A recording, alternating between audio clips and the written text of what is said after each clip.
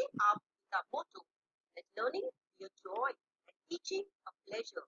Here we are, the remote teaching and learning process to bridge the gap. Happy learning, students.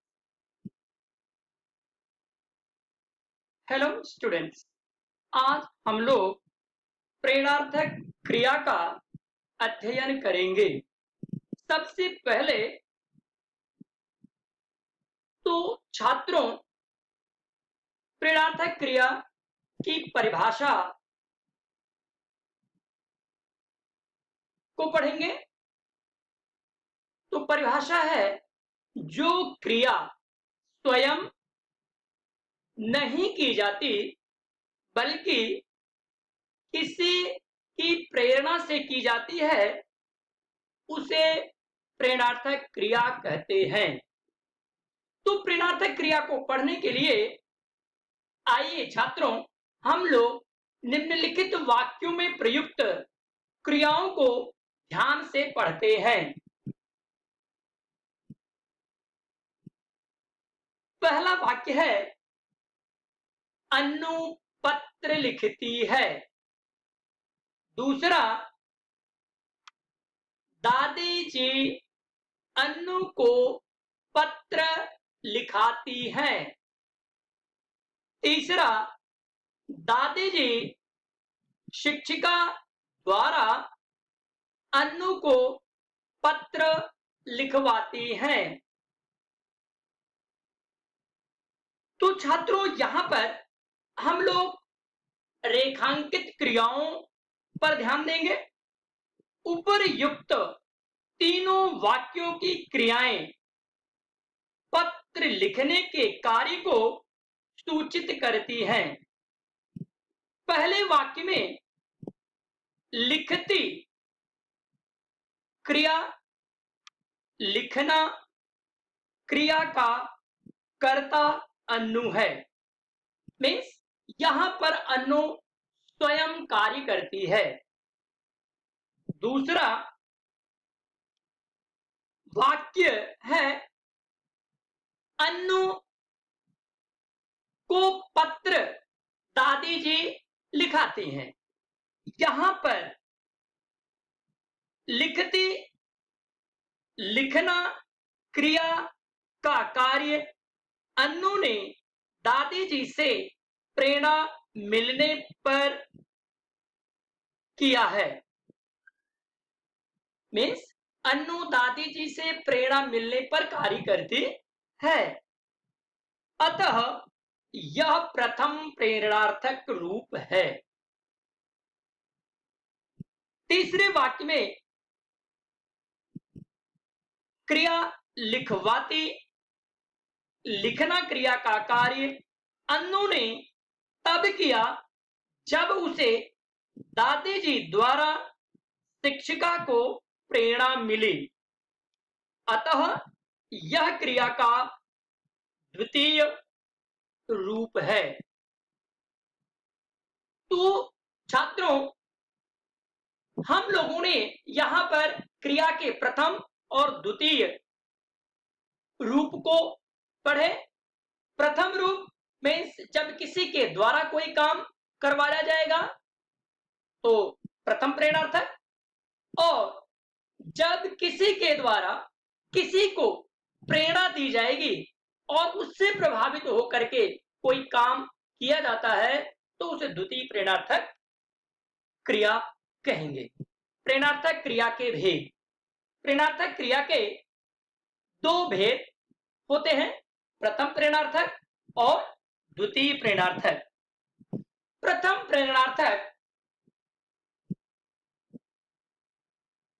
अर्थात जब कार्य करने वाला एक ही कर्ता हो और काम करने की प्रेरणा एक ही कर्ता से मिले, तब उसे प्रथम प्रेरणार्थक क्रिया कहेंगे। उदाहरण, कामनी शर्मा रागिनी को हिंदी पढ़ाती है। तो यहां पर कामनी शर्मा ने रागिनी को हिंदी पढ़ाने का काम किया, इसलिए यहां पर पढ़ाती प्रथम प्रेरणार्थक के रूप में प्रयोग किया गया। द्वितीय प्रेरणार्थक, जब एक कर्ता पर दूसरे कर्ताओं की प्रेरणा रहती है तब उस क्रिया को द्वितीय प्रेरणार्थक क्रिया कहते हैं। उदाहरण, गोपियां यशोदा से कृष्ण को डटवाती हैं, तो यहां पर गोपियों के द्वारा यशोदा से कृष्ण को डटवाने का काम किया गया, इसलिए यहां पर एक कर्ता दूसरे कर्ता से प्रेरणा लिया और फिर कर्ता के द्वारा काम किया गया, तो इस प्रकार से द्वितीय प्रेरणार्थक रूप बना।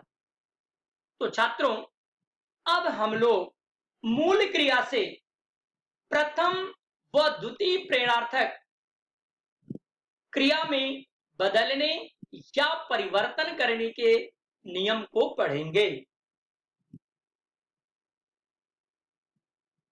मूल क्रिया जो होगी उसमें परिवर्तन करने के लिए, मीन्स प्रथम प्रेरणार्थक में परिवर्तन करने के लिए और द्वितीय प्रेरणार्थक में परिवर्तन करने के लिए हम लोग कुछ प्रत्यय का प्रयोग करेंगे, मीन्स प्रत्यय को जोड़ेंगे। प्रथम प्रेरणार्थक के लिए आना और द्वितीय प्रेरणार्थक के लिए वाना प्रत्यय जोड़ देंगे। तो छात्रों, यहां पर हमें ध्यान रखना है कि यदि मूल क्रिया में, मीन्स यदि मूल क्रिया का पहला अक्षर में आकारांत हो, मीन्स पहला अक्षर आकारांत हो, पहला अक्षर पर आ की मात्रा लगी हो, तो हम उस मात्रा को अ में बदल देंगे। जैसे जागना, यहां पर हमारा मूल शब्द, मूल क्रिया है जागना, पहला लेटर जा आया, मीन्स जो पर आ की मात्रा आई, इसलिए हम जा को ज में बदल देंगे और फिर आना और वाना लगा देंगे, तो हमारा शब्द बनेगा जगाना और जगवाना। ऐसे ही ई सीखना, यहां पर बड़ी ई आई, तो बड़ी ई को हम छोटी में बदल देंगे, सिखाना और सिखवाना। ऐसे ही बड़ा ऊ को छोटा ऊ में बदल देंगे, जैसे कूदना, कुदाना, कुदवाना। इसी प्रकार से यदि मूल क्रिया में ए या ऐ की मात्रा आ जाएगी तो हम उसे ई में बदल देंगे। देखना, तो ए को ई में बदलेंगे, दिखाना और दिखवाना। बैठना, बिठाना और बिठवाना। यदि किसी मूल क्रिया में ओ की मात्रा है तो ओ को हम छोटा ऊ में बदल देंगे, जैसे खोदना, खुदाना और खुदवाना। तो छात्रों, यहां पर कुछ अतिरिक्त मूल क्रियाएं दी गई हैं, इसे आप अपनी हिंदी